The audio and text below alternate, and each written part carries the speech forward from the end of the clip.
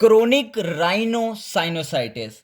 तो ये chronic infectious या इन्फ्लामेटरी डिसीज है किसकी? नेजल कैविटी की और पेरानेजल साइनस की। अपन एक्यूट राइनोसाइनोसाइटिस कब बोलते हैं? जब इन्फेक्शन परसिस्ट करता है लेस देन 2 वीक। सब एक्यूट तब बोलते हैं जब इन्फेक्शन परसिस्ट करता है 2 वीक से 12 वीक तक। और क्रोनिक तब बोलते हैं जब वो बियॉन्ड मोर देन 12 वीक रहता है, तो उसे क्रोनिक कहा जाता है। तो chronic rhinosinusitis chronic inflammatory disease of nasal mucosa और पेरानेजल साइनस। ये मोर देन 12 वीक रहता है। क्या इटियोलॉजी होती है इसकी? मल्टीफैक्टोरियल इटियोलॉजी होती है। जैसे इन्फेक्शियस हो सकता है, जैसे बैक्टीरिया के द्वारा, या फिर इन्फ्लामेटरी प्रोसेस के द्वारा हो सकता है, जैसे एलर्जी के कारण, या फिर इयोसिनोफिलिक वेस्कुलाइटिस या सार्कोइडोसिस। जो क्रोनिक राइनोसाइनोसाइटिस है दो कैटेगरी की होती है। तो क्रोनिक राइनोसाइनोसाइटिस विदाउट पॉलिप्स और क्रोनिक राइनोसाइनोसाइटिस विद पॉलिप्स। हम सबसे पहले पढ़ेंगे chronic rhinosinusitis with out polyps. तो ये बैक्टीरियल ओरिजिन की होती है।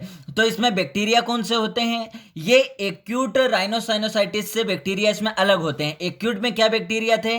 जैसे कि स्ट्रेप्टोकोकस निमोनी, मोरेक्सेला कैटेरेलिस, हीमोफिलस इन्फ्लुएंजा। जबकि यहाँ ऑर्गेनिज्म क्या है? सबसे खास इसमें है स्टेफाइलोकोकस ओरियस। इसके अलावा दूसरे बैक्टीरिया भी हो सकते हैं जैसे सुडोमोनास एरिजिनोसा, क्लेप्सिला न्यूमोनी या फिर इकोलाई। आगे प्रीडिस्पोजिंग फैक्टर क्या होते हैं? ये मोर पाई जाती है जिसमें स्ट्रक्चरल डिफॉर्मिटी होती है, जैसे डेविएटेड नेजल सेप्टम या फिर इम्पेयर म्यूकोसिलरी क्लियरेंस। जैसे कि अपना ये कहाँ देखा जाता है? एक सिस्टिक फाइब्रोसिस का केस है। अच्छा, ये इम्पेयर म्यूकोसिलरी क्लियरेंस किस में देखा जाता है? जिसमें सीलिया का मूवमेंट क्या हो? डिफेक्टिव हो, नॉन फंक्शनिंग हो तब, या फिर एनवायरमेंट पोल्यूशन हो। आगे सिस्टिक फाइब्रोसिस या फिर यंग सिंड्रोम, इसमें म्यूकस क्या हो जाता है? टू थिक हो जाता है, ज़्यादा थिक हो जाता है। क्यों?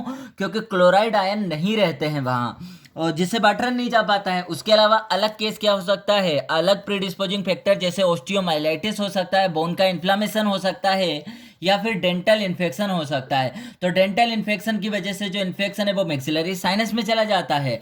आगे अस्थमा का केस हो सकता है, या फिर एलर्जिक कंडीशन हो सकती है। उसके अलावा जैसे सुडोमोनास क्या कर देता है? बायोफिल्म फॉर्मेशन कर लेता है, जिससे एंटीबायोटिक उस पर इफेक्ट नहीं कर पाती है। इसकी पैथोफिजियोलॉजी क्या होती है? हम पैथोफिजियोलॉजी देख लेते हैं क्रोनिक राइनोसाइनोसाइटिस की। तो इसमें अलग अलग फैक्टर होते हैं इसके लिए रिस्पॉन्सिबल, जैसे लॉस ऑफ सीलिया। सीलिया के लॉस किस वजह से हो सकता है? केमिकल की वजह से हो सकता है, सिलिलरी डिस्काइनेसिया की वजह से हो सकता है, पॉल्यूशन की वजह से, वायरस इन्फेक्शन की वजह से लॉस ऑफ सीलिया होते हैं। उसके अलावा म्यूकोसल चेंज होता है, किस वजह से? एलर्जी की वजह से, बेसोमोटर राइनाइटिस, एलर्जिक फंगल साइनोसाइटिस या फिर एस्प्रिन ट्रायड। तो इन कंडीशन में म्यूकोसल चेंज होता है। उसके अलावा इम्पेयर ड्रेनेज।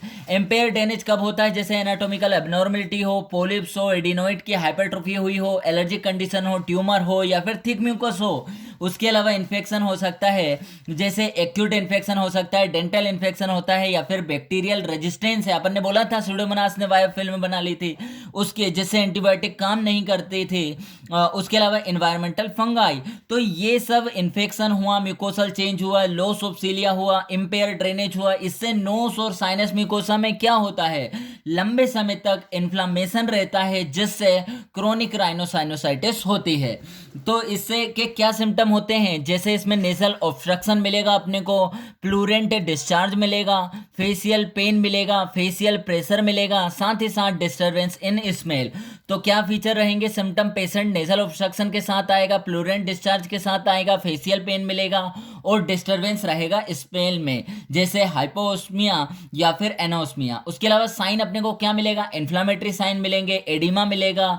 साथ ही साथ कहाँ मिलेगा? मेनली ओस्टियोमेटल कॉम्प्लेक्स में। ये एक कॉमन एरिया होता है जहाँ पर ड्रेनेज कॉमन साइनस का ड्रेनेज होता है, जैसे फ्रंटल का, मैक्सिलरी का, एथेमोइड साइनस का।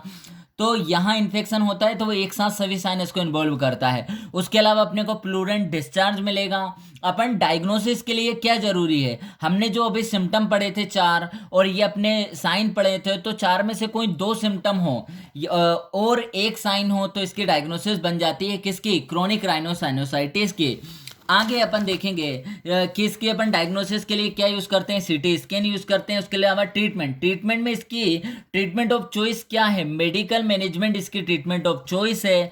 तो इसमें क्या दिया जाता है अपना, एंटीबायोटिक दिया जाता है, सलाइन इरिगेशन करते हैं, टॉपिकल डीकंजेस्टेंट यूज किया जाता है, स्टेरॉइड के स्प्रे यूज किए जाते हैं क्योंकि इन्फ्लामेटरी कंडीशन है, एंटी एलर्जिक ट्रीटमेंट दिया जाता है।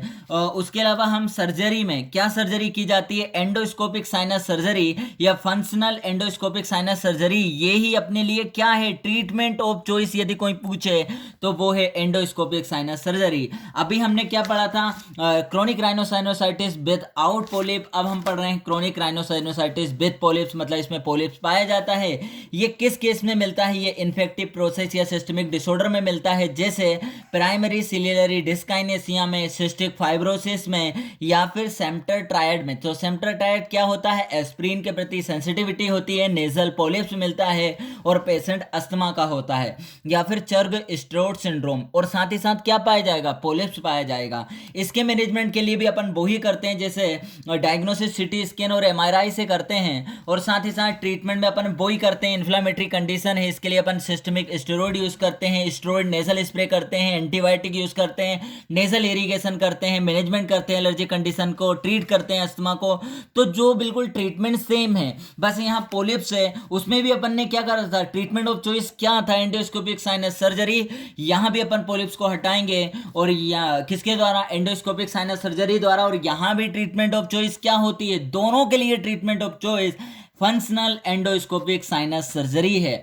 और बाकी अपन ने ट्रीटमेंट मैनेजमेंट देख लिया, तो ये हमने कंप्लीट करा क्रोनिक राइनोसाइनोसाइटिस। Thank you.